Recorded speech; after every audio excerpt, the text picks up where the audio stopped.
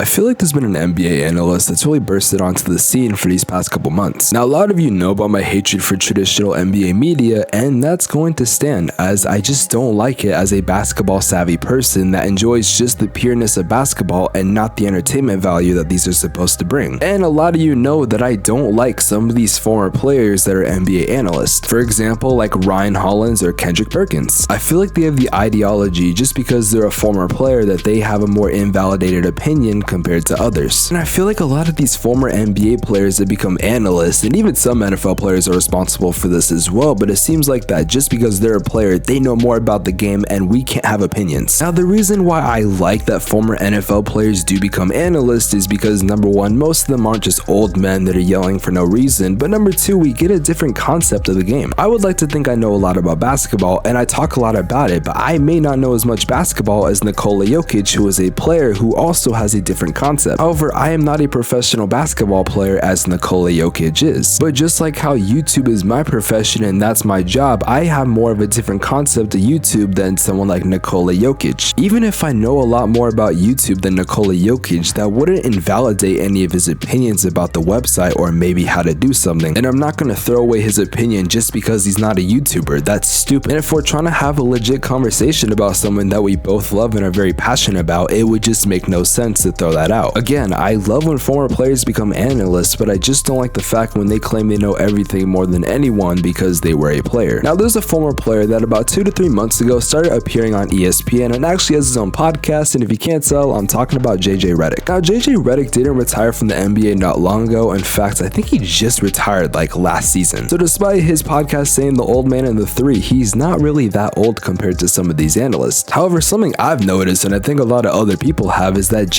Reddick isn't your traditional NBA media analyst. In fact, it seems like he's been kind of messing with the industry a little bit, and honestly, I'm here for it. I know that was a very long intro, but in today's video, I want to talk about Reddick as an analyst and why he's kind of messed with the industry. In fact, I want to talk about him versus Stephen A. Smith, because every time Reddick goes on a show, it seems like that Reddick always comes out on top, and that he knows a lot more in basketball than Stephen A. Smith. Of course, before I get into the content, if you guys to leave a like on this video and subscribe to the channel if your notifications on. I'm trying to hit 100,000 subscribers on this channel by the end of the year, and your subscription would be greatly appreciated. Let's get into the video.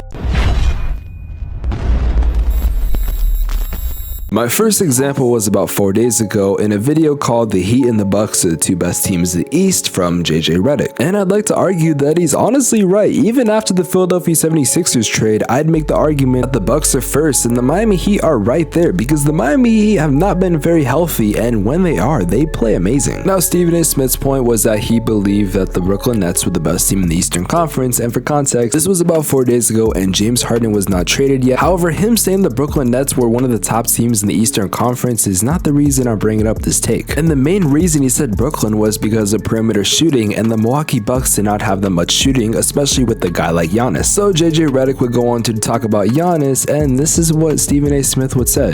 I listed 4 different uncertainties. I don't know why you keep bringing this thing up with Giannis. The guy had a 50 ball in Game 6 to close out a finals.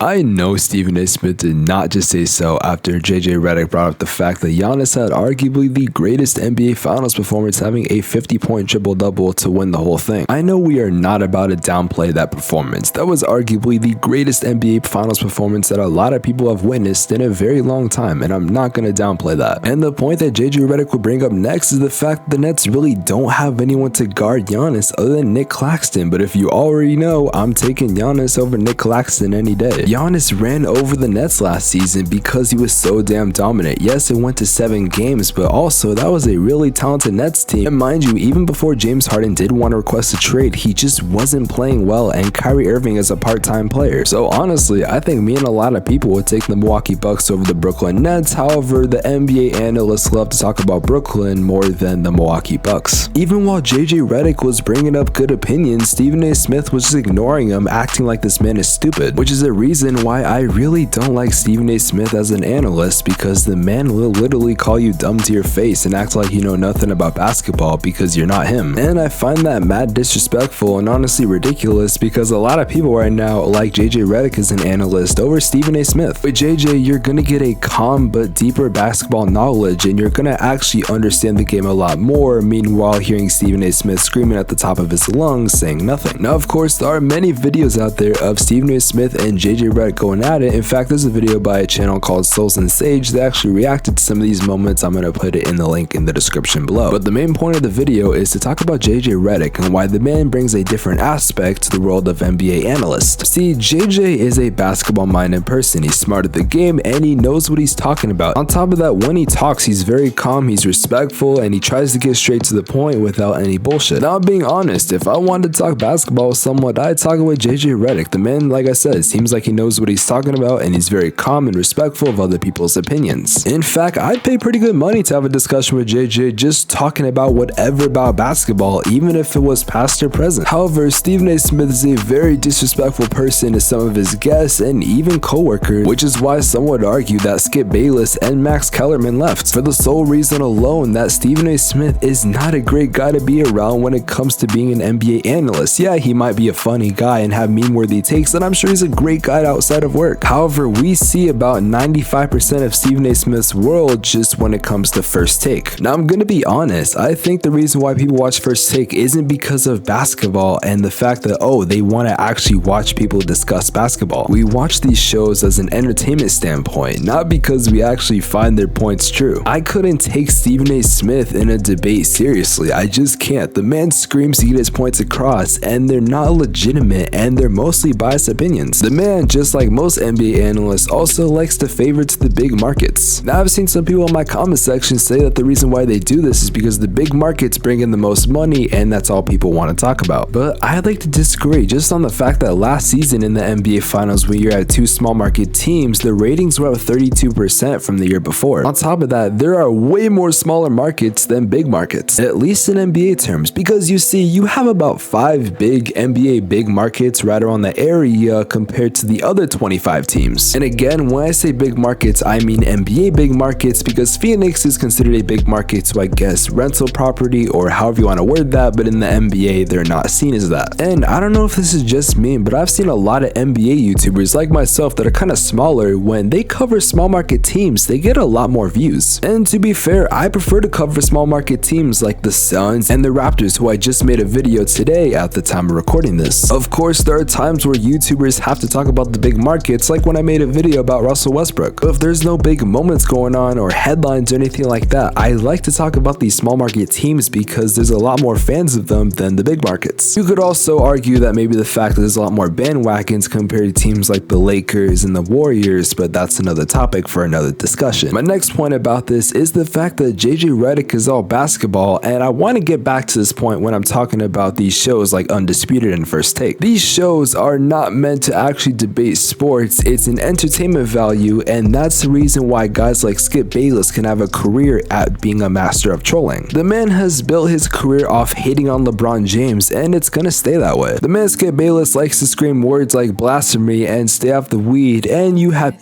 like Nick Wright, who just hate on Nikola Jokic. Now, contrary to popular belief, I don't hate Stephen A. Smith or Skip Bayless as people. However, I actually despise Nick Wright, you Caillou looking ass bitch. Now, of course, most of these guys bring an entertainment value, and that's the only reason why we watch them. I mean, come on, you're not actually paying attention to these guys' takes, and when you do, they're laughable. They're not actually saying takes that they believe. Instead, they either say something on our teleprompter, or they're saying whatever they can for views and clicks. And it's working, and I'm not even faulting these guys. At the end of the day, their goal is to make as much money as possible. These companies want as much viewership, and that's just it. And speaking of numbers, I'm gonna end off with this. First Take's viewership is about 431,000. Meanwhile, JJ Redick, who is somewhat new to the podcast game, can pull about half of that per podcast episode. And the team, when it comes to actually producing the thing, is no more than 10, I'm assuming. Then again, I've never ran a podcast. So if someone that's been doing this for about 18 months can pull half your viewership, what's stopping him from pulling more viewers than you get on a YouTube channel? I understand the viewership from YouTube videos and a actual live channel is a lot different. However, numbers are numbers, and while we can't compare these exact ones, I would like to mention the fact that JJ Redick is a lot more respected. Numbers don't lie, and that is true, but in the words of Jimmy High Roller, when not in the right context, they can manipulate.